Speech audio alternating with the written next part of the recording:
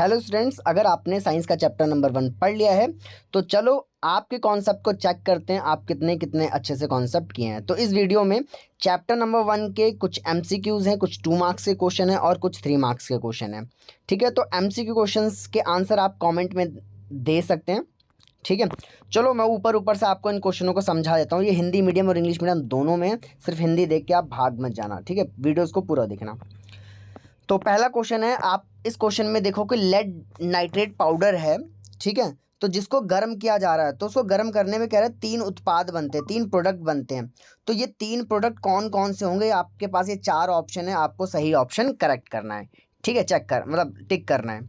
ठीक है, तो सेम ये इंग्लिश में ये लेड नाइट्रेट पाउडर को हीट किया जाएगा और 3 प्रोडक्ट बनेंगे, 3 सब्सटेंस बनेंगे और ABCD में तीनों दे रखे हैं, तो आप सही आंसर टिक कर लो। ठीक है, प्लीज़ कमेंट में सही आंसर आप बता देना क्या होता है, ABCD में से क्या होगा पहले क्वेश्चन का। ठीक है, तो ये दूसरा क्वेश्चन है, हालांकि यहाँ 1 डला हुआ है पर ये दूसरा क्वेश्चन है।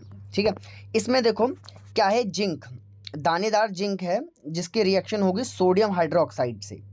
जिंक की रिएक्शन सोडियम हाइड्रोक्साइड से होगी और फिर उसे गर्म भी किया जाएगा। तो रासायनिक अभिक्रिया लिखनी है, वो भी बैलेंस्ड, संतुलित रासायनिक अभिक्रिया लिखनी है, केमिकल रिएक्शन आपको बैलेंस्ड लिखनी है। तो इन चारों में से जिंक और सोडियम हाइड्रोक्साइड के बैलेंस्ड इक्वेशन कौन सी है वो आपको टिक करना है। जो भी करेक्ट हो आप अब टिक कर देना। सेम एज इंग्लिश में एरा कि जिंक की रिएक्शन सोडियम हाइड्रोक्साइड से करानी है, कौन सी बैलेंस्ड होगी इसमें से, वो सही आंसर आपका इसमें से होगा। देखो एक ही रिएक्शन होती है मेटल की बेस से, सिर्फ एक ही रिएक्शन है पूरी NCERT में। ठीक है, तो वही है, आप देख लो, हिंट दे रहा हूँ मैं आपको। ठीक है, आप सही आंसर टिक कर देना। अब ये अगला क्वेश्चन है। ठीक है, अब इसमें देखोगे आपको एक वियोजन या फिर अपघटन अभिक्रिया चुननी है, बतानी है इन चारों में से जिसका अपघटन या वियोजन सूर्य के प्रकाश से होता है। किससे होता है? प्रकाश से होता है। यानी आपको एक डिकम्पोजिशन रिएक्शन बतानी है जिसमें डिकम्पोजिशन सनलाइट की वजह से हो रहा है। तो ये 4 ऑप्शन है, आप बताओ ये चारों डिकम्पोजिशन रिएक्शन है कौन सी सनलाइट की वजह से होती है। ठीक है, ये इंग्लिश में आप यहाँ पर लिखा हुआ है डिकम्पोजिशन रिएक्शन है। सोर्स क्या है यहाँ पर डिकम्पोजिशन का? लाइट है, लाइट यानी सनलाइट है। तो आप इन चारों में से कौन सा सनलाइट से होता है आप बता सकते हैं। ठीक है, अब ये अगला क्वेश्चन, नेक्स्ट क्वेश्चन। इस क्वेश्चन को करने के लिए आपको ऑक्सीडेशन और रिडक्शन वाला टॉपिक अच्छे से आना चाहिए। ठीक है, अगर आपको मालूम है, ठीक है, तो आप इस रिएक्शन को देखकर बता सकते हैं कौन ऑक्सीडाइज हो रहा है, कौन रिड्यूस हो रहा है, यानी कौन उपचयित हो रहा है और कौन अपचयित हो रहा है। ठीक है, करेक्ट आंसर आप कमेंट में दे सकते हैं। ठीक है, ये इंग्लिश में ही है, सेम वही है। तो आपको रिडॉक्स रिएक्शन, ऑक्सीडेशन, रिडक्शन अच्छे से आना चाहिए इस क्वेश्चन को करने के लिए। ठीक है, सही आंसर क्या होगा आप बता दें। अगला क्वेश्चन है। ठीक है, और ये क्वेश्चन आई थिंक सेम है, जो ऊपर था भी सेम क्वेश्चन है, ये रिपीट हो गया आई थिंक। ठीक है, तो ये रिपीट हो गया क्वेश्चन, सेम ही है। तो अब यहाँ पर ये क्वेश्चन है। ठीक है, देखिए इसमें क्या बोला गया है, आपको एक रिएक्शन लिखनी है, कैल्शियम ऑक्साइड की रिएक्शन लिखनी है जो पानी से होती है। कैल्शियम ऑक्साइड की रिएक्शन पानी से होती है, उस अभिक्रिया का नाम लिखना है, वो किस प्रकार की है, कौन से टाइप की है। ठीक है, वो बताना है आपको। ठीक है, और फिर उसका क्या करना है, उसका बैलेंस्ड यानी संतुलित रासायनिक अभिक्रिया भी लिखनी है। तो कुल मिला के इस क्वेश्चन में क्या है, आपको कैल्शियम ऑक्साइड की रिएक्शन, पानी वाली जो रिएक्शन होती है उसके बारे में पूछा गया है, वो किस टाइप की रिएक्शन है, और फिर उसकी केमिकल रिएक्शन भी लिखनी है, केमिकल इक्वेशन भी लिखनी है, सॉरी रिएक्शन बोल रहा हूँ मैं, उसकी केमिकल इक्वेशन भी लिखनी है, वो भी कैसी, बैलेंस्ड लिखनी है। ठीक है, तो आपने अच्छे से पढ़ रखा होगा तो आप इसका आंसर दे पाएंगे आसानी से। ठीक है, अब ये क्वेश्चन है अगला। ठीक है, तो इसमें देखो क्या पूछा हुआ है, आपको एक एक रासायनिक समीकरण लिखना है। ये 3 दिए हैं जिसमें रंग में परिवर्तन होता हो यानी कलर में चेंज आ रहा हो, ताप में परिवर्तन होता है यानी टेम्परेचर चेंज हो रहा हो, तीसरा अवक्षेप बनना यानी प्रेसिपिटेट बनना। ठीक है, तो आपको इन तीनों तरह की एक एक रिएक्शन बतानी है। ठीक है, और साथ में नीचे क्या लिखा है कि रंग में परिवर्तन क्या हो रहा है, ताप में क्या परिवर्तन हो रहा है, अब अवक्षेपित यौगिक बन रहा है का उल्लेख भी कीजिए। यानी आपको बताना है कि कलर चेंज हुआ तो कैसा चेंज हुआ, तापमान बढ़ा या घटा ये बताना है, अवक्षेप बना है या नहीं बना ये भी बताना है। ठीक है, यही चीज़ जो है इंग्लिश में है यहाँ पर। ठीक है, तो आपको इन तीनों तरह की एक एक केमिकल रिएक्शंस लिखनी है, इक्वेशन लिखनी है। ठीक है, जिसमें कलर चेंज होता है तो आपको कलर चेंज हो रहा है, किस कलर का चेंज हो रहा है ये बताना है। टेम्परेचर बढ़ रहा है या घट रहा है इसमें ये भी बताना है। तीसरे में फॉर्मेशन ऑफ प्रेसिपिटेट, प्रेसिपिटेट बन रहा है किस कलर का बनना है ये भी आपको बताना है। बोला हुआ है नीचे, मेंशन है कि मेंशन करो, कलर मेंशन करो, टेम्परेचर मेंशन करो या प्रेसिपिटेट मेंशन करो आपको। तो इक्वेशन भी लिखनी है प्लस आपको मेंशन भी करना है इसमें, ठीक है। होपफुली आप ये आंसर लिख पाएंगे अगर आपने अच्छे से पढ़ा है तो।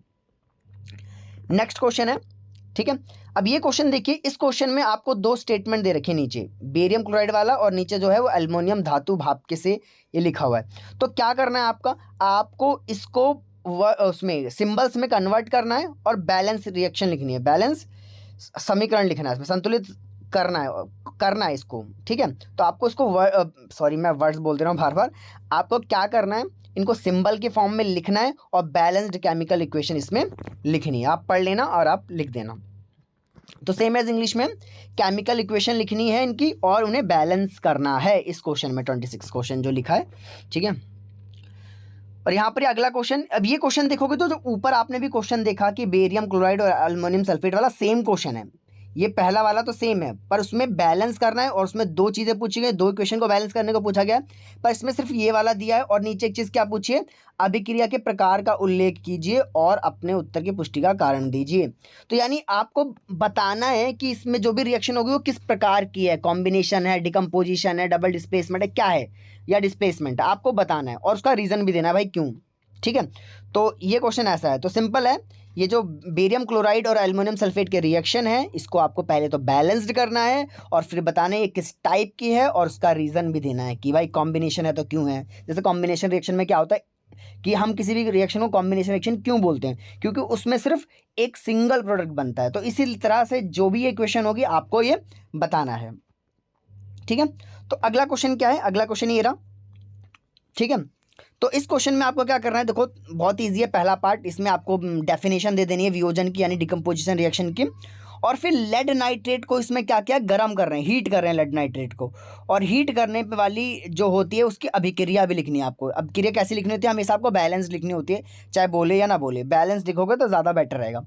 तो इसमें आपको वियोजन की अभिक्रिया यानी डिकम्पोजिशन की रिएक्शन की डिकम्पोजिशन रिएक्शन की डेफिनेशन लिखनी है और आपको लेड नाइट्रेट को गर्म कर जब हम गर्म करते हैं तो उसकी इक्वेशन यानी समीकरण भी लिखना है।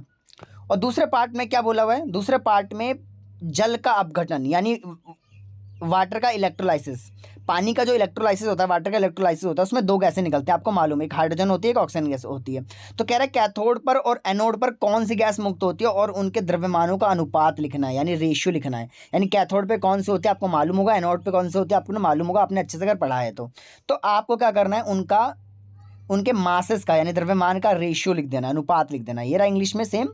तो आपको इसमें डिकम्पोजिशन रिएक्शन की डिफाइन करना, डेफिनेशन लिखनी है, आपको वो केमिकल रिएक्शन लिखनी है जिसमें लेड नाइट्रेट को गर्म किया जाता है, ठीक है, बैलेंस करके लिखना आप, ठीक है। और दूसरे पार्ट में आपको वाटर के इलेक्ट्रोलाइसिस में जो दो गैसें निकलती हैं, कैथोड पे कौन सी होगी, एनोड पर कौन सी होगी, आपको ये बताना है, प्लस आपको उनका मास लिखना है, मास का रेशियो लिखना है, उनके मासेस का रेशियो, ठीक है, कैथोड और एनोड का, ठीक है।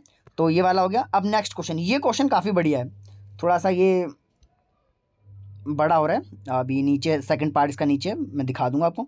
देखो इस क्वेश्चन में ये बढ़िया कि उसमें एक फिगर दे रखा है, फिगर में क्या दो टेस्ट ट्यूब हैं, आपको दो टेस्ट ट्यूब देख रही हैं। एक टेस्ट ट्यूब में यहाँ पर क्या लिखा है, तनु हाइड्रोक्लोरिक अम्ल लिखा हुआ है प्लस में सोडियम कार्बोनेट लिखा है, और दूसरी वाली जो टेस्ट ट्यूब है उसमें चूने का पानी लिखा हुआ है यानी लाइम वाटर लिखा हुआ है, चूने का पानी मतलब लाइम वाटर लिखा हुआ है। देखो इंग्लिश में यहाँ पर नीचे है, ये रहा डाइल्यूट हाइड्रोक्लोरिक एसिड है और एक में सोडियम कार्बोनेट है प्लस लाइम वाटर है, ठीक है। तो अब इस फिगर को आपको अच्छे से ऑब्जर्व करना है और नीचे दो जो क्वेश्चन लिखे उनका आंसर देना है। सबसे पहले बोल रहा है कि निकलने वाली गैस का नाम लिखिए, देखो कौन सी गैस निकलेगी और कहाँ से निकलेगी। देखो चूने का पानी यहाँ पर, इसमें से तो कोई गैस निकलेगी नहीं, ठीक है, लेकिन यहाँ पर एसिड है और सोडियम कार्बोनेट है, तो एसिड और सोडियम कार्बोनेट यानी मेटल कार्बोनेट की रिएक्शन होती है, तो कौन सी गैस निकलती है, आपने इक्वेशंस पढ़ी हैं तो आप बताओगे कौन सी गैस निकलती है और यहाँ पर नाम लिख दोगे। फिर अब वो गैस देखो यहाँ से निकलेगी, यहाँ पर बन इस टेस्ट ट्यूब से निकलेगी और दूसरी टेस्ट ट्यूब में वो गैस चली जाएगी। तो चले जाने पर क्या होगा, पूरा चूने के पानी में दिखाई देने वाला परिवर्तन लिखो। तो चूने के पानी में क्या परिवर्तन होगा वो आपको मालूम है, आप लिख सकते हो, जिस उस गैस की वजह से ही होगा, ठीक है। तो कह रहा है होने वाली अभिक्रिया का रासायनिक समीकरण लिखो। अब जो भी अभिक्रिया इसमें होगी, जो भी रिएक्शन होगी, आपको क्या करनी पड़ेगी, वो रिएक्शन लिखनी पड़ेगी, यहाँ पर समीकरण लिखना पड़ेगा, आपको इक्वेशन लिखनी पड़ेगी। ठीक है। और दूसरे पार्ट में क्या बोला है, दूसरे पार्ट में बोला है कि यदि इस गैस के आधिक्य को उपयुक्त अभिक्रिया में प्रखनली में बनने वाले उत्पाद से प्रभावित किया जाए तो प्रखनली में क्या परिवर्तन देखा जाएगा। तो यानी जो भी बने वहां पर सब्सटेंस जो भी बनेगा उसमें और ज़्यादा गैस से, मैंने गलती से बोल भी दिया गैस कौन सी है, गैस से अगर रिएक्शन कराएंगे तो क्या बनेगा। तो कह रहा है बनने वाले उत्पाद का रासायनिक सूत्र भी लिखो, यानी आपको केमिकल फॉर्मूला भी लिखना है जो भी बनेगा। ठीक है। तो इंग्लिश में अच्छे से ये सेटअप दे रखा है, सेटअप को आपको अच्छे से ऑब्जर्व करना है और बताना है कौन सी गैस बनेगी और लाइम वाटर में कौन से चेंजेस आएंगे, उसकी केमिकल रिएक्शन भी लिखनी है। फिर अगर कहता है एक्सेस ऑफ उसी गैस को अगर से दोबारा अगर रिएक्शन करा दी जाए उसके अधिक से यानी और एक्स्ट्रा अमाउंट में उस गैस से रिएक्शन करा दी जाए तो क्या बनेगा, क्या चेंजेस आएंगे, और जो भी बनेगा उसका आपको फॉर्मूला भी लिखना है, केमिकल फॉर्मूला भी लिखना है। तो ये क्वेश्चन काफ़ी अच्छा क्वेश्चन है, अगर आप दिमाग लगा करें तो अच्छे से ये क्वेश्चन हो जाएगा। 3 मार्क्स का क्वेश्चन ये आया हुआ है एग्जाम में। नेक्स्ट क्वेश्चन है सेम, ये क्वेश्चन अभी हमने ऊपर किया था, उसमें क्या था, उसमें आपको वो लिखना भी था कि कौन से कलर में चेंज हो रहा है, कौन से टेम्परेचर में चेंज हो रहा है, अवक्षेप क्या बन रहा है। लेकिन इसमें ऐसा कुछ मेंशन करने की जरूरत नहीं है, इसमें सिर्फ बोला है आपको कैसा रासायनिक समीकरण लिखनी है। ठीक है। और तथा प्रेक्षण किए जाने वाले परिवर्तन का उल्लेख, सॉरी मैं भूल गया, यहाँ पर लिखा हुआ है, यहाँ पर जो भी चेंजेस आएंगे, जो भी ऑब्जर्वेशन आएगा वो आपको लिखनी पड़ेगी इसमें भी। ठीक है। तो ये भी और ये क्वेश्चन भी एक आई थिंक रिपीट हो गया इसमें, आप दोनों में से कोई एक कर लेना। ठीक है।